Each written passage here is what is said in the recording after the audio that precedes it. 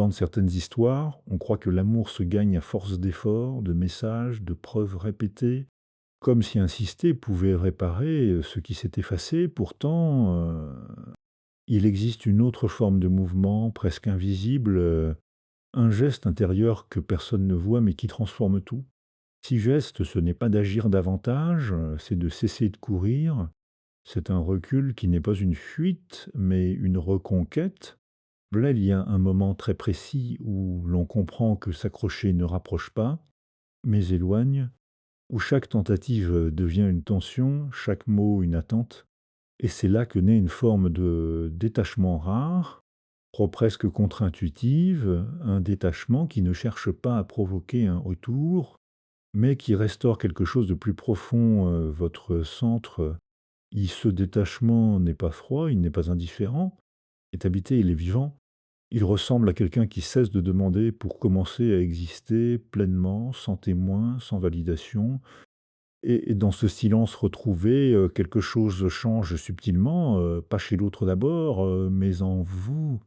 Et ce changement, paradoxalement devient perceptible, car ce que l'on ne poursuit plus commence parfois à se retourner, non pas par magie, mais parce que l'espace créé redonne du souffle à ce qui était étouffé. Ce n'est pas une technique, c'est un déplacement intérieur, une manière de dire sans mots: «Je ne me perds plus pour être aimé».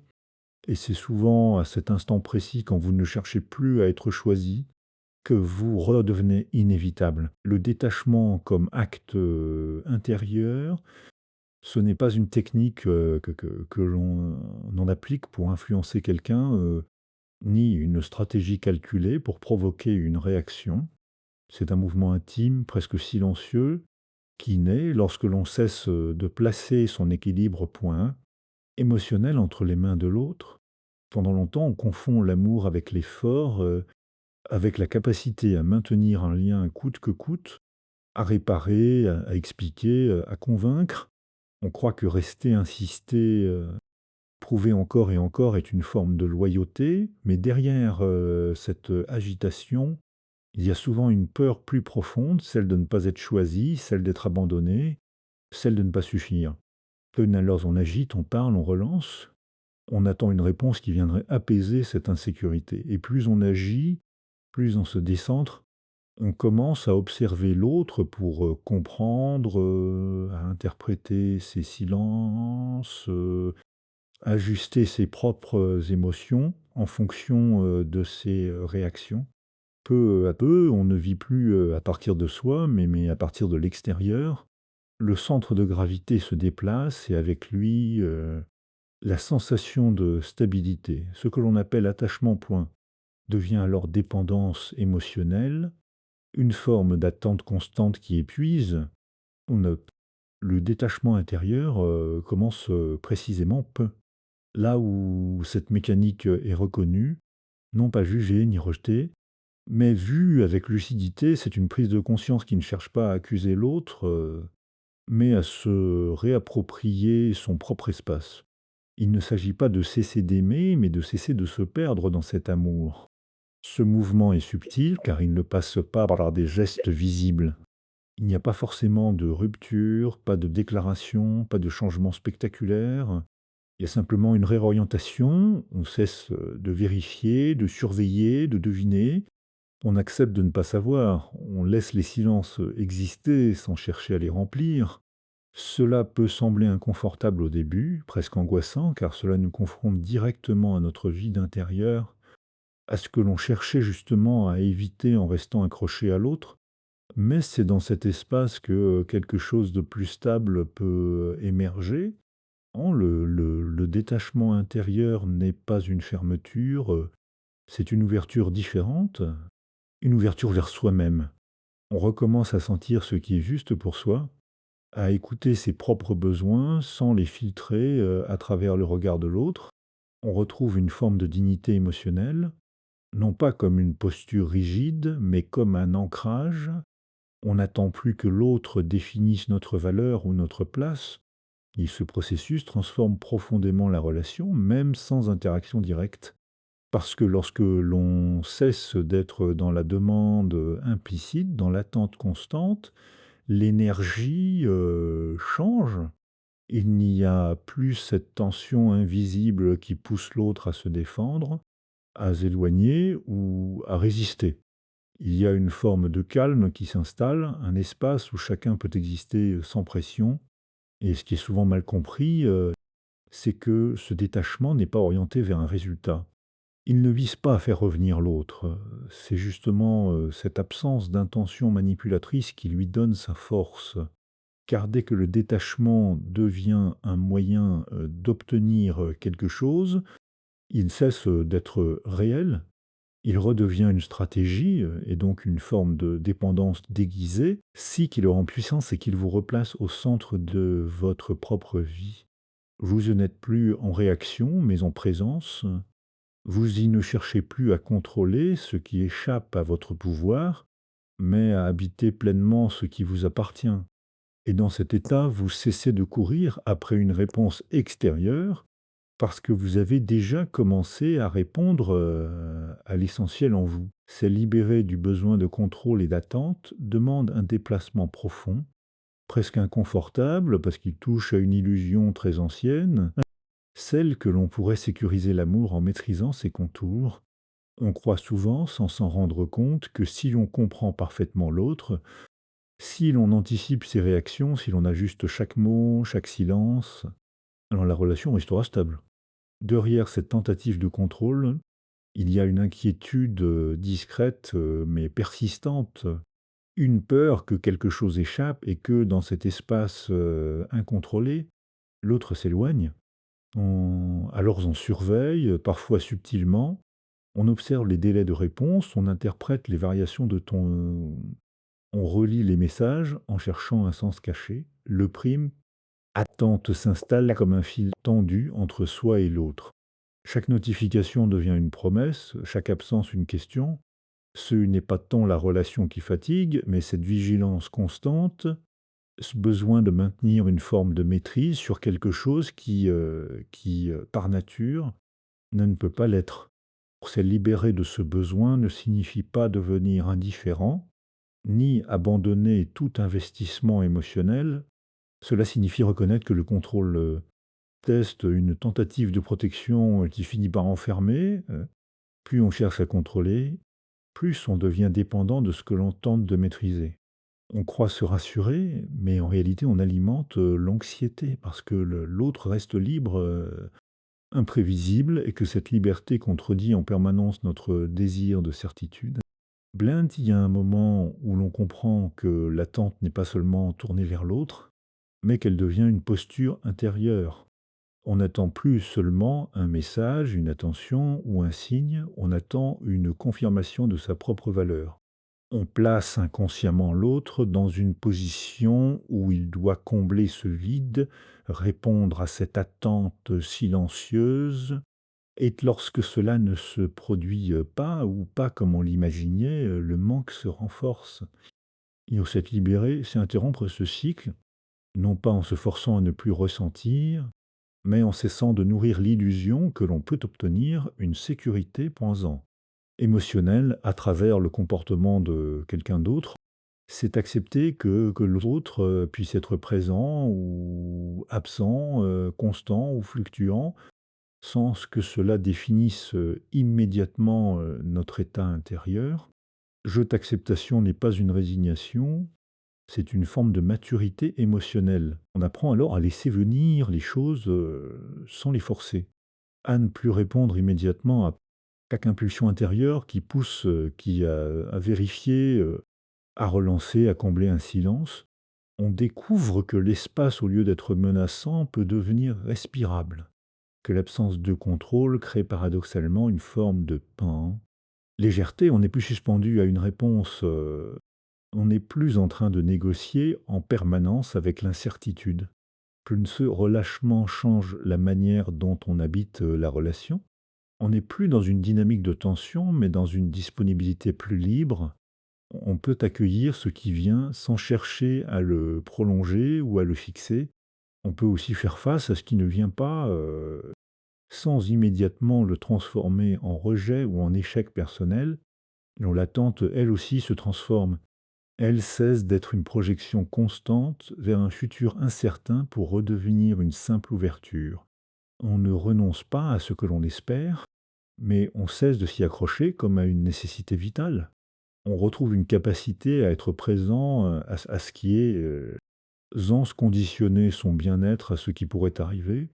Et ces processus, demandent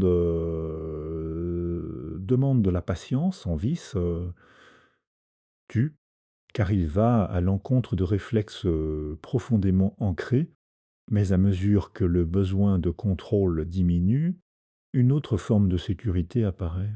Une sécurité qui ne dépend plus des réponses extérieures, mais de la relation que l'on entretient avec soi-même. On devient moins vulnérable aux variations de l'autre, non pas parce qu'on se protège davantage, mais parce qu'on s'abandonne moins.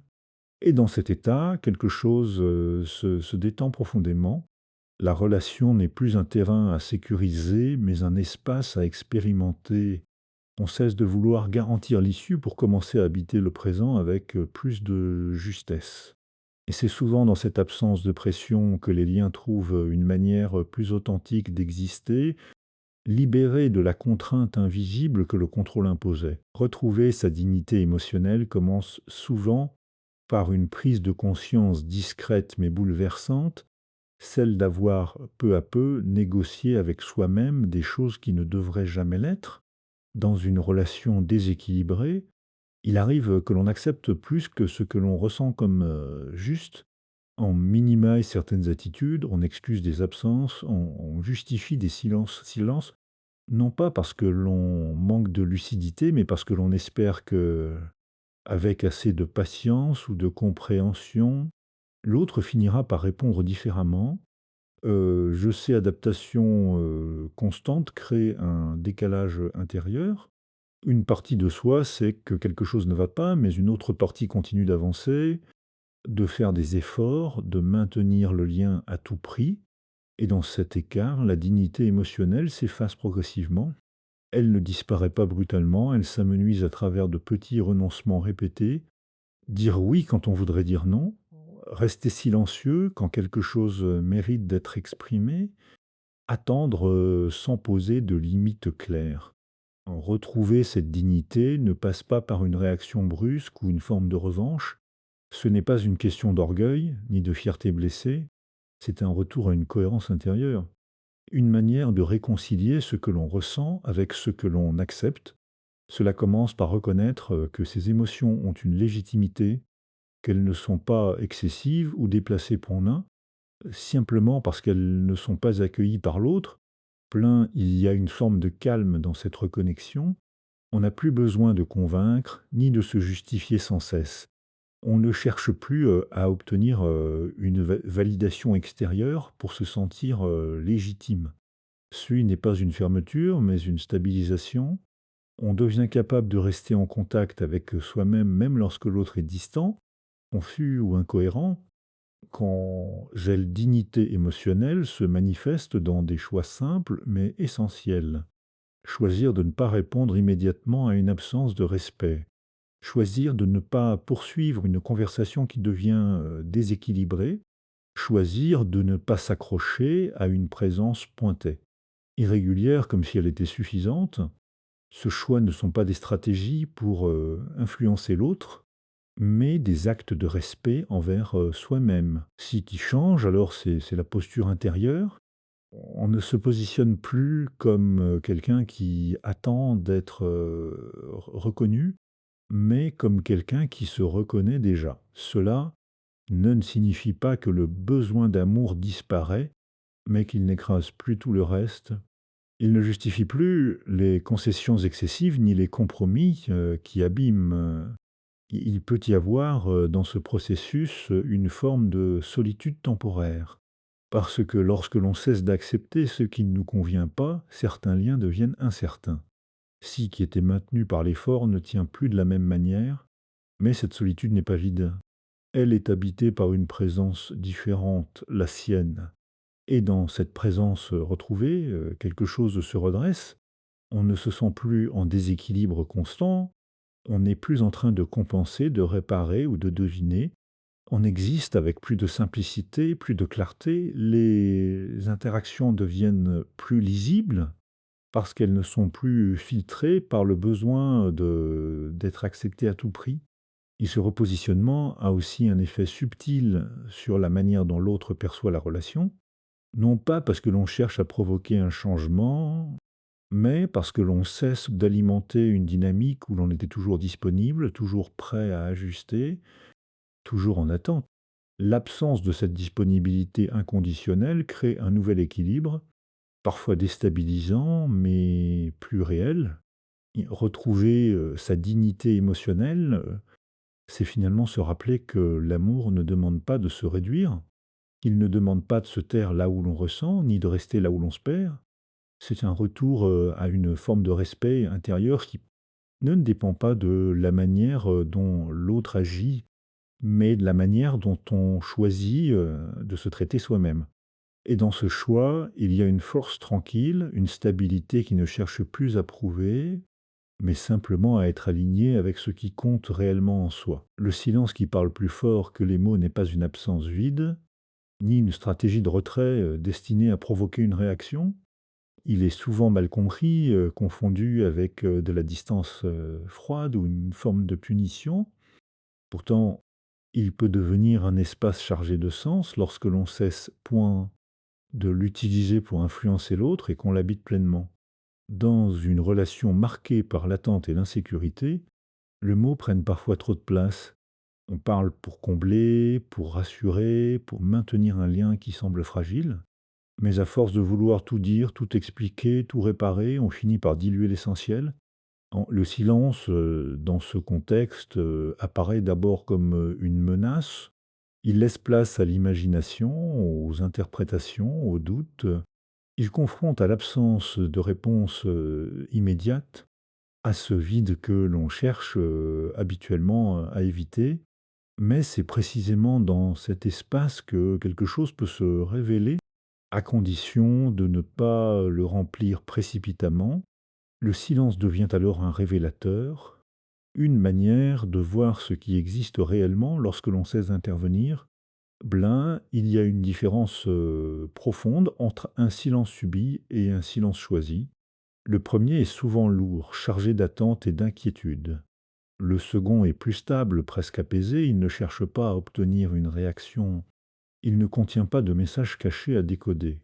Il est simplement là comme une suspension, et dans cette suspension, les dynamiques invisibles de la relation deviennent plus lisibles. Et lorsque l'on cesse de parler pour convaincre ou retenir, on arrête aussi de masquer certaines réalités. Les réponses de l'autre ou leur absence prennent une autre dimension. Elles ne sont plus filtrées par une tentative constante de relancer ou de corriger. C'est dit qui est présent apparaît tel quel, sans ajustement. Cela peut être déroutant, parfois même douloureux, car cela oblige à voir ce qui était jusque-là atténué par l'effort. Mais ce silence n'est pas seulement tourné vers l'autre, il est aussi un retour vers soi. En cessant de produire du bruit extérieur, on commence à entendre ce qui se passe à l'intérieur. Les émotions qui étaient noyées dans l'agitation remontent à la surface. Les questions que l'on évitait deviennent plus claires. On se rend compte que ce que l'on cherchait à exprimer à l'autre était parfois une manière de ne pas s'écouter soi-même. Ce processus demande du courage car il implique de rester présent face à ce qui émerge sans chercher à fuir dans l'action ou dans la parole. Mais à mesure que l'on s'installe dans ce silence, il perd son caractère menaçant, il devient un espace de régulation, un lieu où l'on peut se recentrer sans être influencé en permanence par les réactions de l'autre. Et dans cette posture, la communication change de nature. Les mots, lorsqu'ils reviennent, sont plus rares mais plus justes. Ils ne sont plus utilisés pour combler un vide ou obtenir une réponse, mais pour exprimer quelque chose de clair, aligné. Il n'y a plus cette urgence de dire pour être entendu, ni cette crainte de se taire par peur de perdre. Et ce silence a aussi une résonance particulière dans la relation. Lorsqu'il n'est pas chargé d'attente ou de manipulation, Il crée un espace où l'autre peut ressentir l'absence de pression. Il n'y a plus cette tension implicite qui pousse à répondre, à se positionner, à se défendre. Cela ne garantit pas un rapprochement, mais cela ouvre, une, possibilité différente, plus libre. Inosseux qui rend, ce silence puissant, c'est qu'il ne cherche rien, il n'est pas orienté vers un résultat. Il est une forme de présence sans intervention, une manière d'exister sans et dans cette absence d'effort visible, quelque chose se rééquilibre. La relation n'est plus soutenue par la parole constante, mais par une qualité d'être plus stable. On découvre, alors que tout ne se joue pas dans ce qui est dit, que certaines vérités apparaissent plus clairement dans ce qui n'est pas exprimé, que le lien, s'il existe, peut respirer sans être constamment alimenté par des mots, et que parfois le silence, lorsqu'il est habité avec justesse, dit exactement ce que l'on ne pouvait pas formuler autrement. L'énergie du manque qui attire naturellement ne doit pas être confondue avec une absence point. Fabriquée ou un jeu destiné à créer de la distance pour susciter une pan-réaction lorsqu'elle est simulée, elle perd toute sa portée et devient perceptible comme une tentative de manipulation. Ce dont il est question ici est beaucoup plus subtil, une transformation intérieure qui modifie la qualité de présence et par conséquent la manière dont l'autre perçoit cette présence ou cette absence. Et dans une relation où l'on donne beaucoup, parfois sans mesure, il arrive que l'on devienne constamment disponible. On répond rapidement, on s'adapte, on anticipe, on occupe, chaque espace laissé vide jette disponibilité permanente, même si elle part d'une intention sincère, peut progressivement effacer la sensation de manque chez l'autre, non pas parce que l'on n'a plus de valeur, mais parce que l'accès devient, évident, presque acquis, et ce qui est toujours accessible, finit souvent par perdre, en intensité émotionnelle. Il manque, dans sa dimension naturelle, n'est pas une privation imposée, mais un espace qui permet à l'autre de ressentir. Il ne peut exister que si l'on cesse de remplir systématiquement chaque silence, chaque intervalle. Cela implique de renoncer à une forme de présence constante qui, au lieu de nourrir le lien, peut le saturer. Ce renoncement n'est pas un retrait stratégique, mais une conséquence du recentrage sur soi. Lorsque l'on n'est plus entièrement tourné vers l'autre, on cesse d'être disponible à chaque instant et cela crée un rythme différent. Et ce rythme est essentiel car il redonne au lien une respiration. Il y a des moments de présence et des moments d'absence, des moments d'échange et des moments de retour à soi. Et dans cette alternance, quelque chose devient perceptible, la valeur de ce qui n'est pas toujours là. L'autre peut alors ressentir une différence, non pas comme un manque douloureux, mais comme une ouverture, une invitation à se tourner vers ce qui n'est plus immédiatement donné. Ce phénomène ne repose pas sur une volonté de provoquer un effet, mais sur une transformation de posture. On ne cherche plus à être constamment vu, entendu, reconnu. On existe indépendamment de ce regard. Et c'est précisément cette autonomie qui crée une forme d'attraction plus profonde, parce que ce qui est autonome n'est pas en demande. Ce qui n'est pas en demande, ne crée pas de pression. Il y a aussi, dans cette énergie, du manque, une dimension émotionnelle importante. Lorsque l'on cesse de combler chaque espace, on laisse place à la mémoire affective. L'autre, peut se rappeler, ce qu'il ressentait, ce qu'il appréciait, ce qu'il vivait en votre présence. Ce souvenir ne peut émerger que s'il y a une distance, suffisante pour qu'il se distingue, du présent. Si tout est constamment présent, rien ne peut vraiment être ressenti comme précieux. Ni cela ne signifie pas que l'absence garantit un retour, ni que le manque agit de manière systématique, mais il crée les conditions dans lesquelles un mouvement peut apparaître sans contrainte. Ce mouvement, s'il se produit, vient de l'autre, de son propre ressenti, et non d'une influence extérieure. C'est ce qui le rend plus authentique. Ce qui change, surtout, c'est la manière, dont on vit cette absence. Elle n'est plus vécue comme une perte ou un vide à combler, mais comme un espace légitime. On ne se sent plus obligé d'être constamment présent pour maintenir le lien. On accepte que la relation puisse exister dans une forme moins continue, moins contrôlée. Et dans cette acceptation, il y a une forme de liberté. Cette liberté modifie profondément l'énergie que l'on dégage. On n'est plus dans une dynamique de poursuite, ni dans une attente silencieuse. On est simplement là, disponible à soi-même et ouvert à ce qui vient sans le provoquer. Zen posture, souvent imperceptible de l'extérieur et pourtant ressentie. Elle change la qualité du lien, même à distance, et dans cet équilibre nouveau, le manque cesse d'être une peur pour devenir une composante naturelle de la relation. Il ne sépare pas, il donne du relief, il ne crée pas une distance froide, mais une profondeur.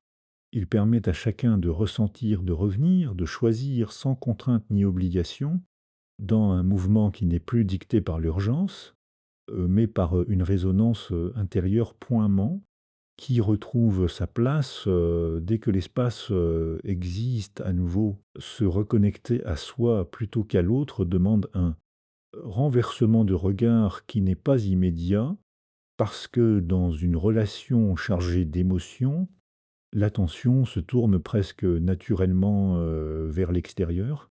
On observe, on analyse, on interprète les signes de l'autre comme s'il détenait la clé de notre propre équilibre. Chaque variation devient significative, chaque silence appelle une explication et peu à peu, on s'éloigne de son propre ressenti pour tenter de comprendre celui de l'autre. Ce mouvement est profondément humain, car il naît du désir de préserver le lien. Mais il a une conséquence discrète et souvent ignorée. En se concentrant constamment sur l'autre, on finit par se déconnecter de soi-même. On ne sait plus vraiment ce que l'on ressent en dehors de ce que la relation provoque. Les émotions deviennent réactives plutôt qu'ancrées. On se sent bien lorsque l'autre est présent, attentif, cohérent, et que l'on vacille dès que ce repère disparaît. Blanche se reconnecter à soi, c'est d'abord reconnaître cette dépendance subtile, non pas pour se juger, mais pour comprendre à quel point on s'est laissé définir par une dynamique extérieure. Cela implique de ramener l'attention vers l'intérieur, vers ce qui se passe indépendamment de l'autre. Une question simple mais essentielle commence alors à émerger. Qu'est-ce que je ressens réellement, ici, maintenant, sans chercher à adapter cette émotion à la situation de l'autre? Cette question ouvre un espace nouveau. On commence à percevoir des nuances que l'on n'écoutait plus. Il peut y avoir de la tristesse, de la frustration, de l'espoir, mais aussi des besoins restés en arrière-plan. Le besoin de respect, de clarté, de stabilité. Ces éléments ne sont pas des exigences imposées à l'autre, mais des repères internes qui permettent de se situer. Un plan Dieu sait reconnecter à soi, ce n'est pas se refermer ni ignorer l'autre, c'est rétablir un équilibre dans lequel l'autre n'est plus le seul point de référence. On peut continuer à être en lien, mais sans se perdre dans ce lien. Cela signifie que l'on devient capable de ressentir sans immédiatement agir, d'observer sans chercher à corriger, d'accueillir sans se laisser emporter. Ce processus modifie profondément la manière dont on prend des décisions. Au lieu de réagir à partir d'un manque ou d'une peur, on commence à agir à partir d'un alignement intérieur. On ne se demande plus uniquement ce que l'autre pense ou veut, mais aussi ce qui est juste pour soi. Votre cohérence crée une forme de stabilité qui ne dépend plus des fluctuations extérieures.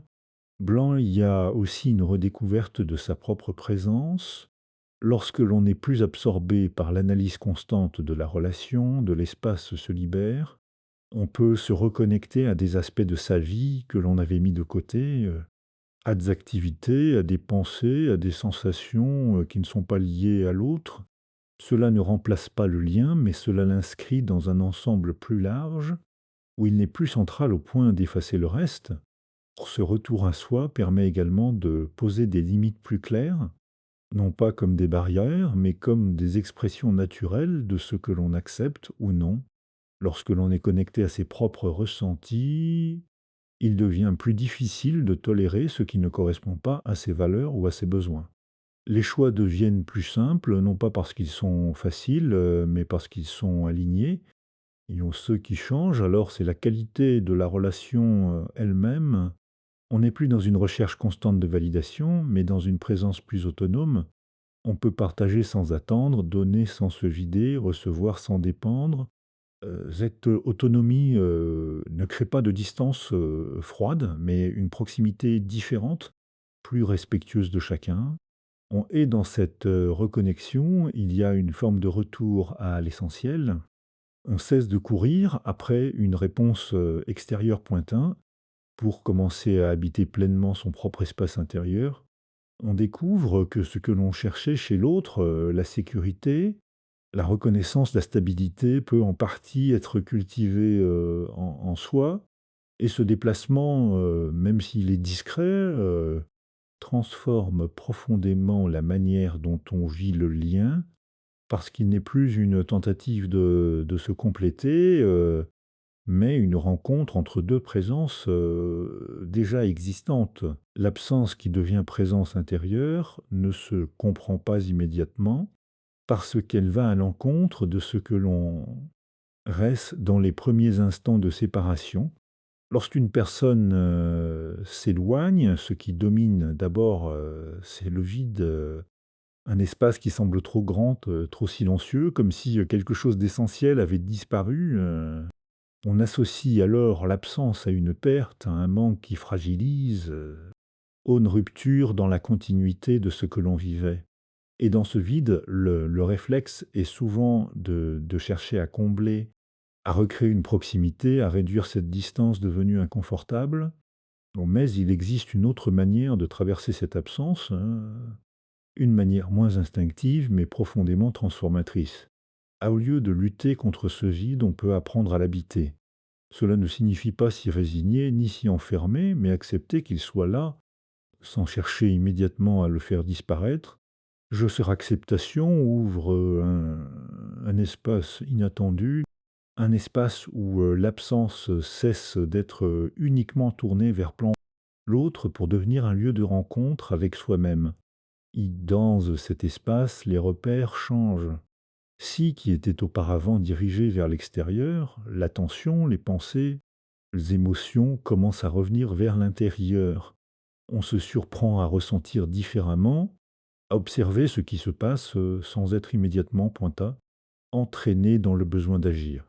L'absence ne disparaît pas, mais elle se transforme, elle devient moins une coupure qu'un passage. Ce passage permet à une forme de présence plus subtile d'émerger. Une présence qui ne dépend pas de la proximité physique ou des échanges constants, mais d'une conscience plus claire de ce que l'on vit intérieurement. On commence à percevoir que ce que l'on associait à l'autre, certaines émotions, certaines, sensations de bien-être ou de manque, fait aussi partie de soi.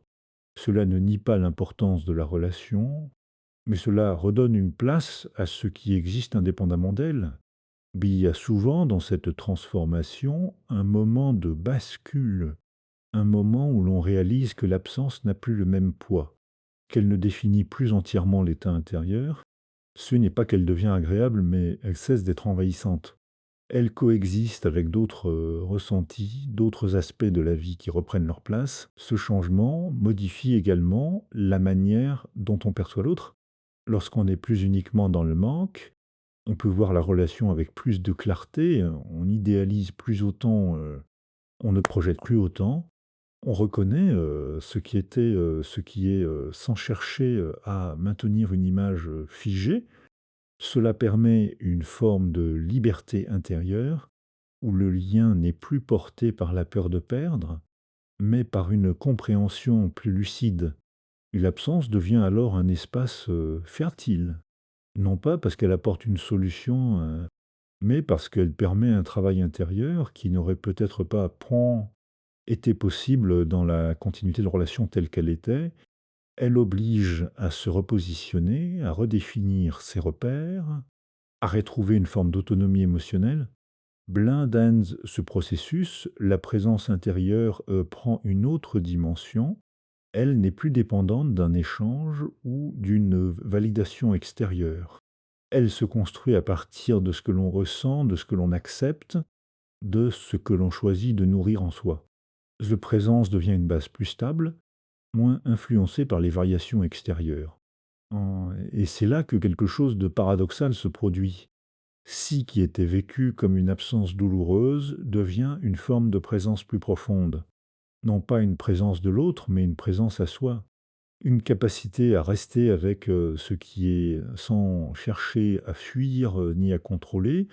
Geste présence ne remplace pas le lien, mais elle le transforme parce qu'elle ne repose plus sur un besoin constant.